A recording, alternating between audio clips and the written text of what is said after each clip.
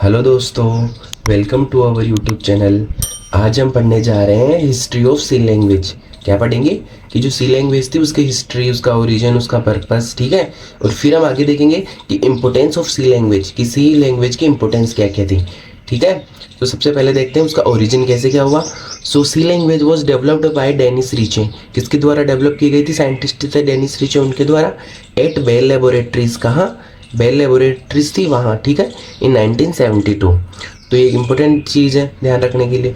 So it is a powerful language. C क्या है? एक पावरफुल लैंग्वेज है।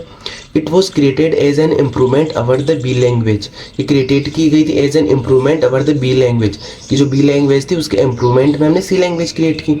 और जो बी लैंग्वेज थी ना खुद, which is it self derive from BCPL, जो बी लैंग्वेज थी वो खुद डेराइव किससे हुई थी? BCPL लैंग्वेज से, ठीक है। सो मीन्स पहले BCPL लैंग्वेज थी, फिर उससे बी लैंग्वेज डेराइव हुई, और फिर उसके एज ए इम्प्रूवमेंट हमने सी लैंग्वेज को क्रिएट किया, ठीक है। तो ये हो गया उसका ओरिजिन। अब पर्पस क्या है? So initially developed for the Unix operating system. जो सी लैंग्वेज थी ना वो किसके लिए डेवलप की गई थी? For Unix operating system. Unix originally written in assembly, कि जो यूनिक्स था ना वो ओरिजिनली किस में रिटर्न होता था? Assembly language. एंड वॉज री रिटन इन सी, वो री रिटन होता था सी में। And making it more portable, इसकी वजह से जो लैंग्वेजेस थी वो मोर पोर्टेबल होती थी, ठीक है। So C language influenced by BCPL, C language थी वो किसके द्वारा इन्फ्लुएंस्ड थी? BCPL and B. And later उसके बाद C become the basic for many modern programming language, कि सी खुद तो इन्फ्लुएंस है BCPL एंड बी से, और बाद में सी खुद क्या हो गई? The basic for the many programming languages, ठीक है। बेसिक लैंग्वेज होगी जितनी भी नई नई प्रोग्रामिंग लैंग्वेज थी ना उनके लिए, जैसे C++, जावा, C#, एक्सेट्रा।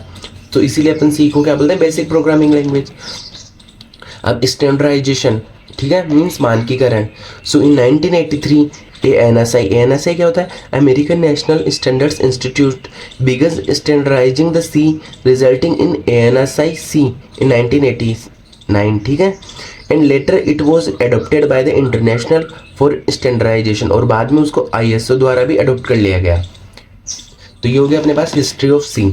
अब अपन देखते हैं क्या इंपॉर्टेंस ऑफ सी लैंग्वेज, कि हम सी लैंग्वेज की देख तो ली गई हमने, इसकी हिस्ट्री थी, ये डेवलप किया हमने, बट क्यों किया, इसकी इंपॉर्टेंस क्या थी?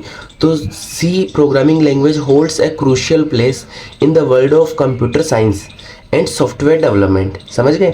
किसी एक इंपॉर्टेंट प्लेस रहती है किसमें? एक तो कंप्यूटर साइंस में और एक सॉफ्टवेयर डेवलपमेंट में। So here's why it remains important. कि इंपॉर्टेंट क्यों है? तो पहली इसकी इंपॉर्टेंस है कि foundation of modern programming languages, कि जितनी भी मॉडर्न प्रोग्रामिंग लैंग्वेजेस थे ना उन सबका फाउंडेशन का काम कर रही है, मीन्स बेसिक, उनको बेसिक चीज़ें प्रोवाइड करवा रही है। So many popular languages like C++, Java, Python and C# are influenced by C. So learning C helps in understanding the core programming concepts like variables, loops, functions and memory management. Means अगर आपने C को सीख लिया तो आप जो basic जितनी भी चीज़ें ना कॉन्सेप्ट वगैरह वो सारी चीज़ें सीख लोगे, ठीक है। सो इसलिए ये जो जितने भी मॉडर्न प्रोग्रामिंग लैंग्वेज थे ना उनका एक बेस प्रोवाइड करवा देती हैं। सेकेंड हो गया system level programming. So C is used to develop the operating systems. किसके लिए यूज होती थी? To develop the operating systems, compilers, kernels and device drivers, ठीक है। सो ऑपरेटिंग सिस्टम लाइक जैसे Unix, Linux and parts of Windows are written in C, ठीक है। इसमें रिटर्न होता है सी लैंग्वेज में, अपन इनको लिखते हैं। सो सेकेंड हो गया सिस्टम लेवल प्रोग्रामिंग। थर्ड हो गया अपने पास portability, means C code can run on multiple hardware. की सी कोड है ना वो अलग अलग हार्डवेयर पे, अलग अलग प्लेटफॉर्म वगैरह पे रन कर सकते हैं, ठीक है। विथ लिटिल और नो मॉडिफिकेशन, या तो उनमें थोड़ा बहुत मॉडिफिकेशन करके अपन रन करवा सकते हैं, या कुछ मतलब ऑपरेटिंग सिस्टम्स में तो अपन बिना किसी क्या बोलते हैं, जो बिना किसी मॉडिफिकेशन के भी हम उनको रन करवा सकते हैं। So this make it ideal for building the cross platform application. सो इसीलिए ये एज आइडियल वर्क करता है। क्यों? क्योंकि ये हम अलग अलग प्लेटफॉर्म पे इसको वर्क करवा सकते हैं। तो ये हो गया पोर्टेबिलिटी, ठीक है। फोर्थ इसकी इंपॉर्टेंस है हाई परफॉर्मेंस, की परफॉर्मेंस अच्छी खासी है। So C is compiled language that gives direct access to memory through pointers.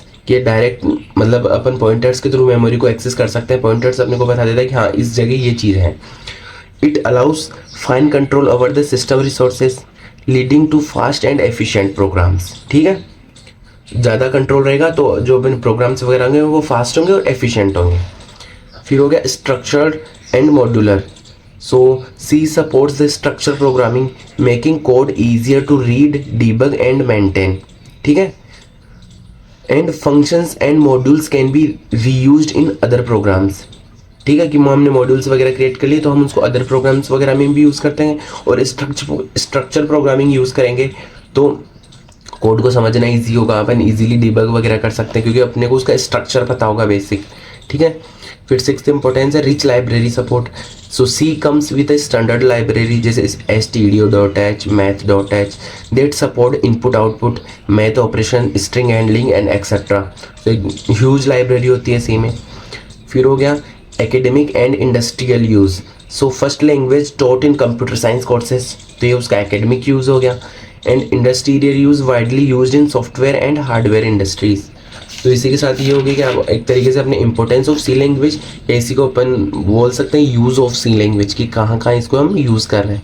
ठीक है, और ये हो गया अपने पास history of C language. Thank you.